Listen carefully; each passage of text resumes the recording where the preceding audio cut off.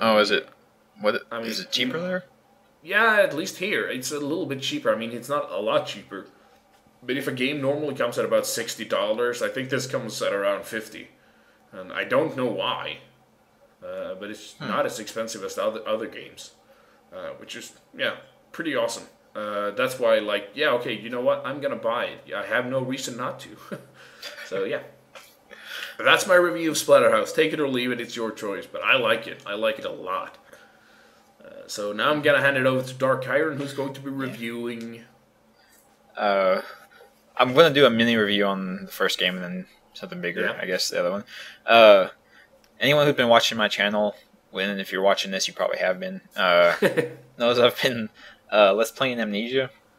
Yep. The Dark Descent by Frictional Games. Oh yeah, which is very awesome.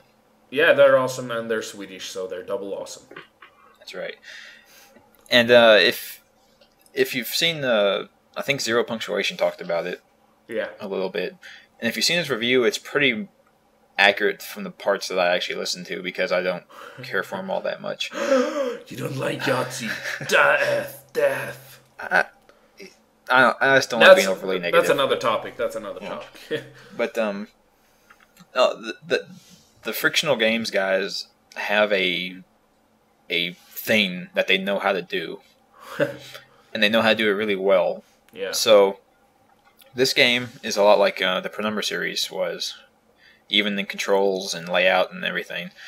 But even though it's like they changed the setting and changed the story and everything, and it feels like a completely different game, and it still feels really good to play. So, you know, if it's, I guess that's the if it's not broken, don't fix it kind of philosophy, because it works really well. Except the graphics. Well, the graphics have been updated a little bit at least. Yeah, they're still not. They're still almost Penumbra level graphics, really? But wow. Well, you can see, but anyway, they're not up to modern standards. I'll leave it at that. No, of course not. They're not that big a company, so. But you know, I don't. That kind of stuff I usually don't care about as long as the game's fun to play and the story's really good. Absolutely. And it is. So it works out. But I've been watching my videos over, and I realize I'm not coming across as scared as I am. Probably because I'm blabbering on while I'm playing. Yeah. But while I'm playing, I am really, really tense. And the next two videos I'm freaking out the entire time. You're making me want to watch them, and I want to play the game first, but I almost want to watch them now. So. Yeah. Part 7 and 8, I find the first enemy that I actually have to have an encounter with. Part 7. Wait, is that right? I don't know. Yes, 7 and 8. Those are the two that aren't up yet. Cool. But anyway, that's a lot of gameplay without an enemy. Oh yeah, it's managed to keep a really tense atmosphere, and apparently there was an enemy that I could potentially have been attacked by, but they apparently will disappear if you don't trigger them. Really? I guess that's what I've been told. Somebody there was I saw a guy and he walked off, and then when I went looking for him, he wasn't there. Okay. And people said that the enemies in the game, like if they see you, they'll attack you, but if they idle for too long, they just go away. Huh. So I don't know, but yeah. Anyway, the game's going really well so far, and I'm enjoying it. But I haven't beat it yet, so I can't review it. But the game it keeps coming up somehow. I know.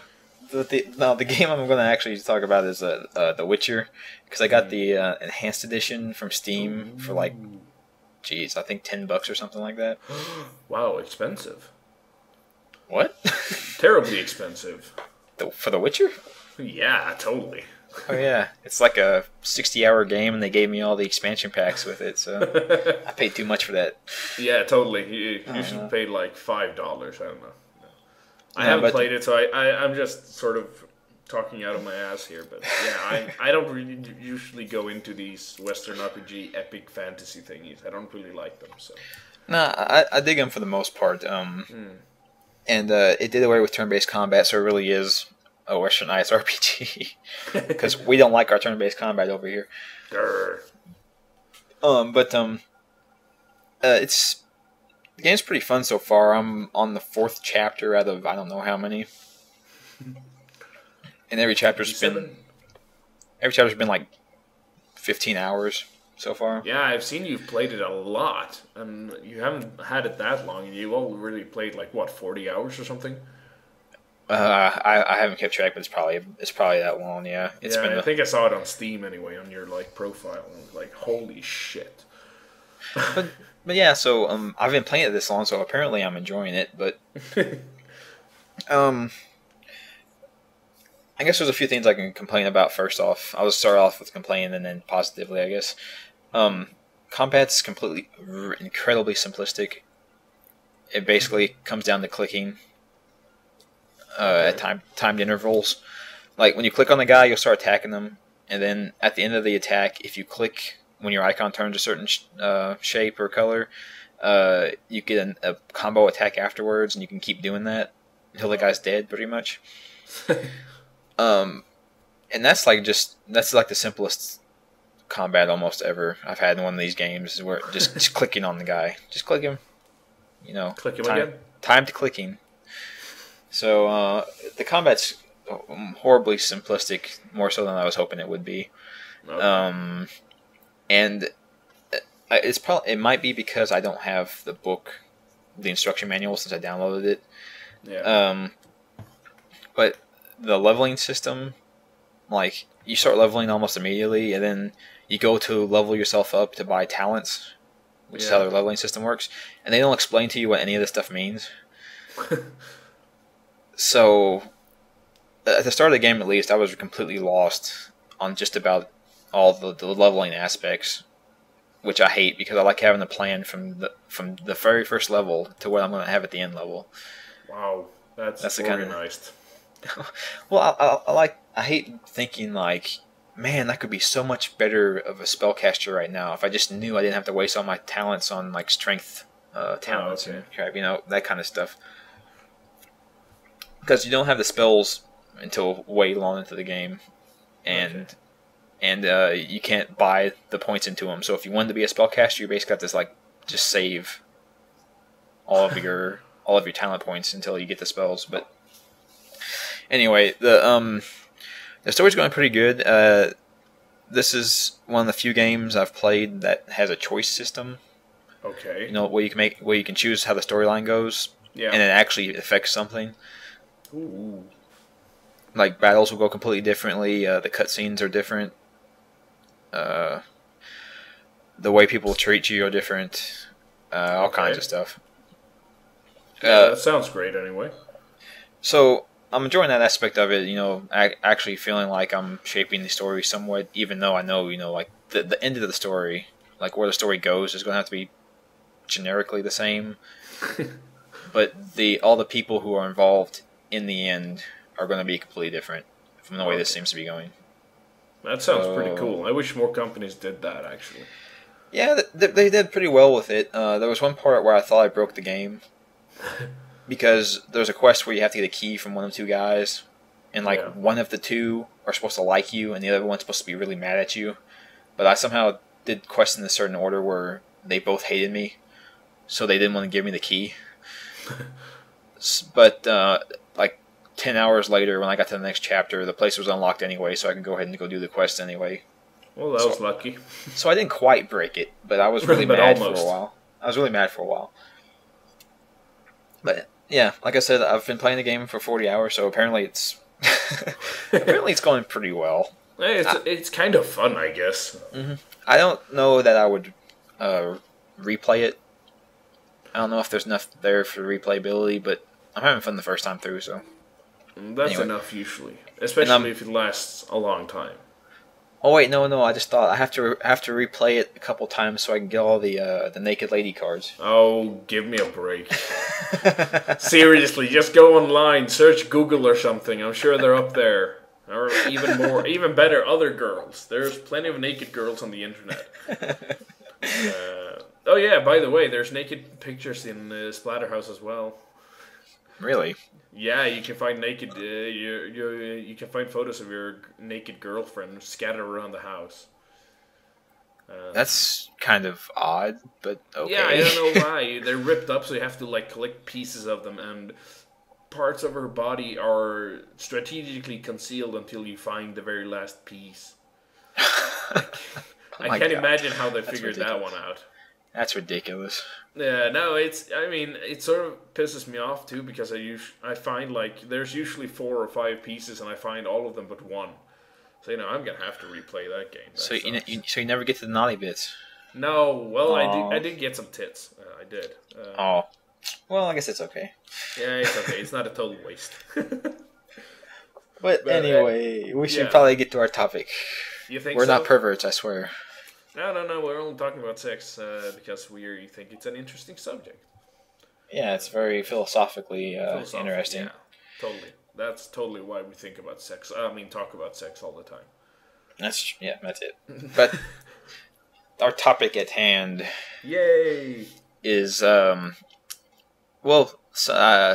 somebody asked us to do this, and I forget who, so they get no credits. You know who you are, so you can secretly admire yourself for that. Yeah, you can be like, yeah, that's me. Yeah. I bet like 20 people are going, yeah, that's me. Probably. No, there's only one person who asked this question, I think. Unless he commented on other topics or other episodes before. Somebody else said, yeah, that would be cool. So I don't think they count. Okay. But you have the topic, so. They wanted us to talk about the future of gaming, which is a fairly broad topic. Vague. And very vague. So I finally kind of narrow it down. At least we're gonna begin narrow down, and then we'll see sort of where it goes anyway. But yeah, the first bit though that I thought up because it's in the news now and it's fairly new is all this the motion controlling for the PS3 and the Xbox 360. Woohoo! Yay, the Kinect and the finally. Move. Yeah, because that's what those two consoles have been missing all this time. Yeah, I find it odd that the consoles that made fun of the Wii for motion control kiddie party games now have the same thing on their console in a game where you have to take care of a virtual pet. Oh God, yes. It's like you can't. It's like you've been mocking the competition for years for being childish kiddie party games, and now you're doing the exact same thing because hey, you realize that it makes money. Yeah, well, you can't really blame Microsoft because they've always been trying to get into the kiddie market. I mean, come on, Viva Pinata. Oh yeah, my God. I mean, yeah, they've been sort of like fondling that genre for a while now, but I guess they really took the dive here. Yeah, even though if you think about Viva Pinata, it's quite horrific because you have to like slaughter animals and feed them to other animals. It's kind of weird. I know it's kind of weird, and I don't really know how they thought of it. But my sister loved it. I bought it because I was like, yeah, okay, that sounds like a pretty cool concept. And it was total rubbish. I hate Viva Pinata. I think it's complete garbage. But she loved it. She was like stealing my Xbox every day. I was working at the time, so I was like coming home at like 4 or 5, and she was sitting in my room playing my Xbox 360, playing my Viva Pinata, and I was like, "Get out!" You gotta take care of those pinatas, man. They won't take care of themselves. Well, I know. I sold that game real quick. Aw, but your sister. I mean, no, she was bored of it after a while. I mean. That's sort of, it runs in my family. We get bored of simulation games after a while. When everything is going perfect, like, I mean, look at Sims. When you're sort of like going to a stride and you like everything, your career is going well, your family's going well, and everything, it just gets boring. But that's not the topic at hand. Another topic. Woo! There you go. All right, gotta start writing this down. Yeah, definitely. No, wait. I've got an even better idea. People who are watching this can comment and say what topics we've discussed that we should be discussing later again. Yeah, so that takes work off our backs. Yeah, you guys do all the grunt work. You guys do our work for us. It'll be great. Yeah. But anyway, motion controls. Yeah. One thing I'll say positively, I guess, about the Kinect at least, is I'm glad for them that the show floor versions that they were showing people were apparently their piece of junk versions because it apparently works now. Yeah, sort of anyway. Better anyway. Better. I think